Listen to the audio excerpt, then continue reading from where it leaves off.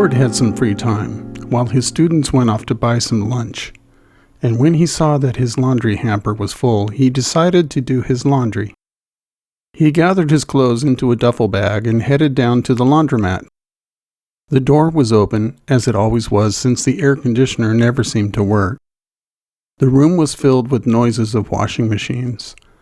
The light was bluish color, and on the walls were pictures of soap and fabric softener and warnings about leaving the laundry unattended. The Lord forgot his wallet, and anyway the machines used tokens, which can be purchased from a vending machine. Unfortunately, today the token vending machine was under repair. There came a woman of Samaria to do her laundry. She wheeled a large basket filled with wet clothing over to a very large dryer. She was holding in her hand a small plastic sandwich bag filled with tokens. The tokens make a strange, distinct clicking sound as the woman slides each one into the machine. One by one they fall until the final token triggers the big machine into action and the clothes begin to spin violently in circles. Jesus says to her, "Give me some of your tokens." The machine is being fixed. "How is it that you, being a Jew, ask for me for tokens, since I'm a Samaritan woman?" she says.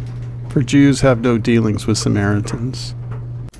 If you knew the gift of God and who it was that asks you, "Give me some tokens," you would have asked him and he would have given you the token of life. A young child was sitting on the floor next to a young woman. She's reading a book while her little boy is pushing a toy truck in circles where he sits, not straying too far from his mother. "Sir, you have no tokens and no way to get them. Where then will you get your so-called token of life? You're not greater than the owner of this place, are you, who makes the tokens for these machines himself?" Jesus is looking down as he begins to pull his clothes from the duffel bag. "Whoever uses the tokens from this token machine will eventually need to buy more, but whoever uses the token that I will give him, he shall never need to buy another token again." He lifts his head, looks around the room, pointing in the general direction of the others.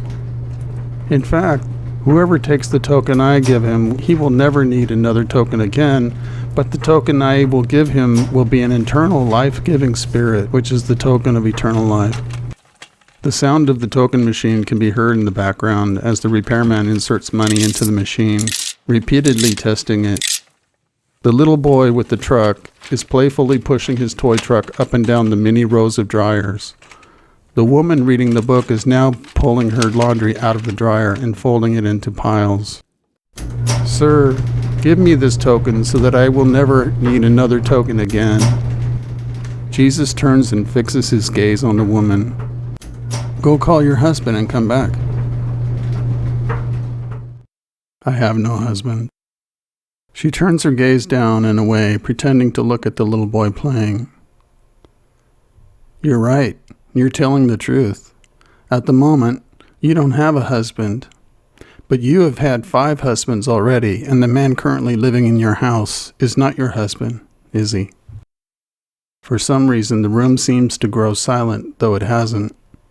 The woman's cheeks begin to turn pink as she brings her hand up to cover her mouth. After a few long seconds, her hand quivers a bit. "How do you know this about me? Have you been following me?" She fixes her gaze on him. Jesus says nothing. Wishing to change the subject, she inadvertently begins to pull her damp clothes from the dryer, pretending to fold them. "I know. You're that teacher everyone has been talking about, aren't you? I knew you looked familiar." The tension in her body begins to relax, but she purposely avoids eye contact. "My parents attend church down the street, but you guys say people should worship across town. Believe me when I tell you that an hour is coming, unfortunately, when there won't be a single place in this city where people might worship God. Nevertheless, you worship what you do not know. We worship what we do know, for salvation is from the Jews." The vending machine repairman, pretending not to notice, is standing some distance away, but listening to Jesus intently. The boy's mother has finished folding her clothes, but instead of leaving, she sits on a nearby bench with her son in her lap, hanging on Jesus' every word. Jesus is filling the washing machine with his own clothes, occasionally looking up to speak. This time he's a bit startled at the audience that has gathered. But an hour is coming, and now is, when the true worshipers will worship the Father in spirit and truth. For such people, the Father seeks to be his worshipers. Jesus turns to fix his gaze on the woman. God is spirit, and those who worship him must worship in spirit and truth.